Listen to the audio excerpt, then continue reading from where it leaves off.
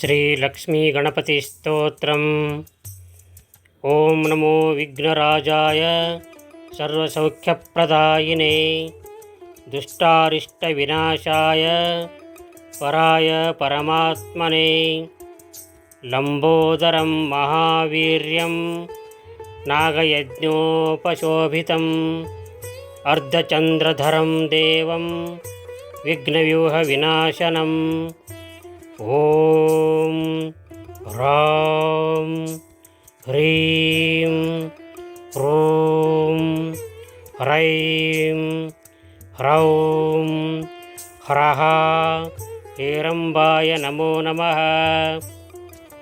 सर्वसिद्धिप्रदोषित्वं सिद्धिबुद्धिप्रदो भवः चिन्तितार्थप्रदस्त्वं हि सततं मोदकप्रिय सिन्धूरारुणवस्त्रैश्च पूजितो वरदायक।